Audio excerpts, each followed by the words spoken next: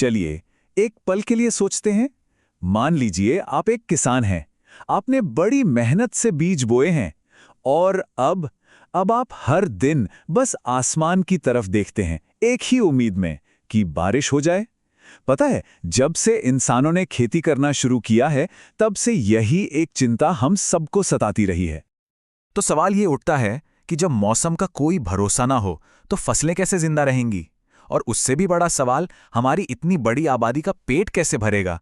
ये एक बहुत ही बड़ा सवाल है और इसका जवाब असल में हमारी पूरी तरक्की की कहानी है।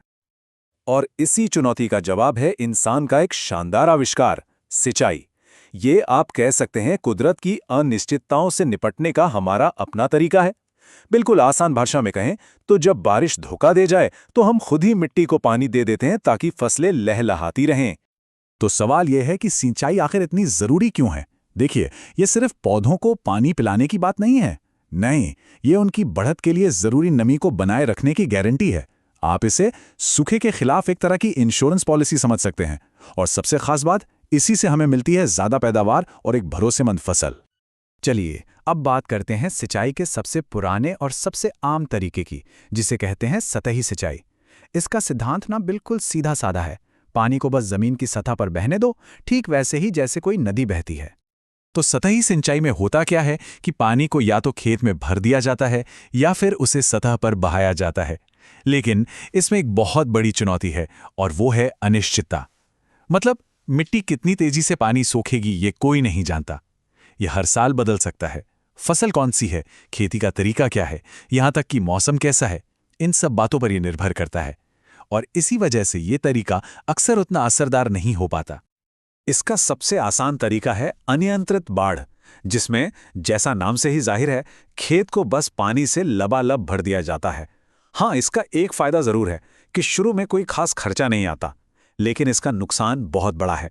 कहीं पर पानी जरूरत से ज्यादा भर जाता है तो कहीं बिल्कुल सूखा रह जाता है और नतीजा पानी की जबरदस्त बर्बादी। अच्छा, तो इस समस्या को सुलझाने के लिए पानी को कंट्रोल करने के कुछ तरीके निकाले गए। इनमें दो तरीके काफी पॉपुलर है। पहला है बॉर्डर स्ट्रिप। इसमें क्या करते हैं कि खेत में मेड़ बनाकर उसे लंबी लंबी पट्टियों में बांट देते हैं। और दूसरा है चेक विधि, जिसमें खेत को छोटी छोटी क्यालियों में बांट दिया जाता है। इससे होता यह है कि पानी का बहाव काबू में रहता है और वो सब जगह बराबर फैलता है। ये तस्वीर देखिए, ये बिल्कुल साफ साफ दिखा रही है कि चेक विधि असल में काम कैसे करती है। आप देख सकते हैं खेत को कैसे छोटे छोटे हिस्सों में बांटा गया है। ये डिजाइन पक्का करता है कि पानी हर कोने तक बराबर पहुंचे और बर्बादी कम से कम हो। अब सतही सिंचाई को और भी बेहतर बनाने के लिए एक और तरीका है, नाली विधि। इसमें पूरे खेत में पानी भरने के बजाय सिर्फ फसलों की कतारों के बीच जो छोटी छोटी नालियां बनी होती है ना, उनमें पानी बहाया जाता है। इससे होता यह है कि जमीन का सिर्फ एक छोटा सा हिस्सा ही गीला होता है और जो पानी भाप बनकर उड़ जाता था, वो बर्बादी काफी हद तक कम हो जाती है। हाँ, तो इस तस्वीर में ये तरीका एकदम साफ दिख रहा है। पानी सीधा पौधों की जड़ों तक पहुंच रहा है, जहां उसकी सबसे ज्यादा जरूरत है ना? ये एक सरल लेकिन पानी बचाने का बहुत ही कारगर तरीका। तो चलिए अब इन पारंपरिक तरीकों से आगे बढ़ते हैं और एक ऐसी टेक्नोलॉजी की बात करते हैं जो कह सकते हैं हमारी मर्जी से बारिश करवा सकती है। जी हाँ, हम बात कर रहे हैं स्प्रिंकलर सिस्टम की, जिसने सिंचाई का पूरा खेल ही बदल कर रख दिया। ये देखिए, ये है एक स्प्रिंकलर सिस्टम का पूरा सेटअप। होता क्या है कि एक पंप पानी को इन पाइपों के नेटवर्क में जोर से धकेलता है और फिर ये घूमने वाले स्प्रिंकलर हेड उसे बारिश की फुहारों की तरह पूरे खेत में फैला देते हैं। ये वाकई में इंजीनियरिंग का एक ऐसा कमाल है जो हमें उन जगहों पर भी खेती करने की हिम्मत देता है जहां पहले ये सोचा भी नहीं जा सकता था।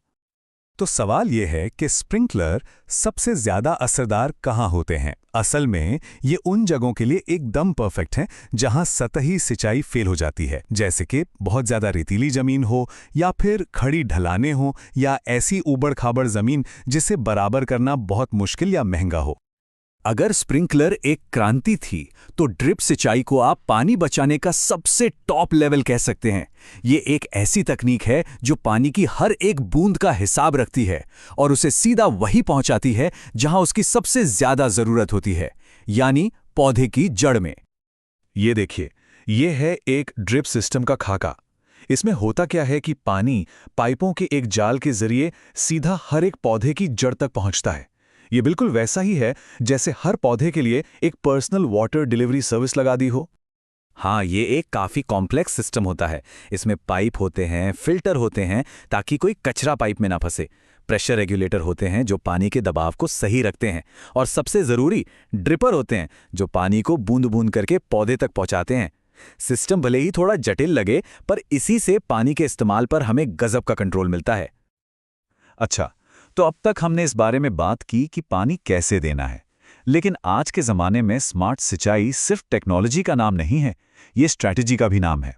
मतलब सवाल सिर्फ कैसे का नहीं, बल्कि कब और कितना पानी देना है इसका भी है। और यहीं पे काम आती है सिंचाई शेड्यूलिंग।